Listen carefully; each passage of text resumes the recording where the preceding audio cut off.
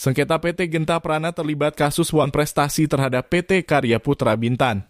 Batam, 12 Juni 2024 PT Genta Prana saat ini tengah menghadapi gugatan dari PT Karya Putra Bintan melalui kuasa hukum Niko Nixon Sitomorang, SH, MH, terkait kasus Wan Prestasi atas penjualan lahan seluas 3 hektar di kawasan Imperium Batam Center.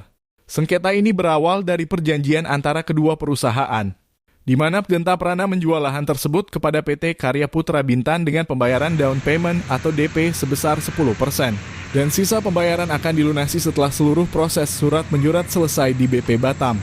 Namun dalam perjalanannya, PT Karya Putra Bintan tidak dapat menyelesaikan pengurusan surat menyurat tersebut karena ternyata lahan yang dimaksud juga diklaim oleh perusahaan lain, yaitu PT Sinar Geliga. Kondisi ini membuat PT Karya Putra Bintan tidak dapat melanjutkan pembayaran sisanya sehingga menimbulkan konflik antara ketiga pihak yang terlibat. Merasa dirugikan, PT Genta Prana kemudian menggugat PT Sinar Geliga atas klaim lahan tersebut.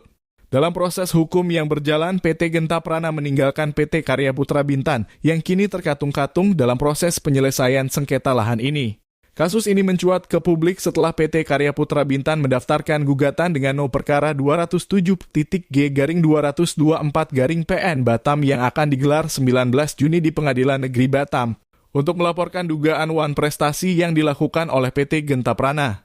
PT Karya Putra Bintan menuntut penyelesaian administrasi lahan tersebut agar mereka bisa melanjutkan pembayarannya atau mengembalikan DP yang telah dibayarkan beserta kompensasi kerugian yang telah mereka alami akibat terhentinya proyek mereka di kawasan Imperium Batam.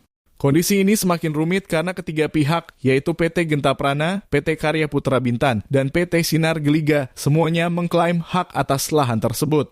Sengketa ini masih dalam proses hukum di pengadilan. Semua pihak berharap ada solusi yang adil dan cepat agar tidak menghambat investasi dan pembangunan di kawasan Imperium Batam Center. Pengamat hukum bisnis dari Kadin Batam menyatakan bahwa kasus seperti ini sering terjadi karena kurangnya transparansi dalam pengelolaan lahan dan proses administrasi yang berlarut-larut di BP Batam.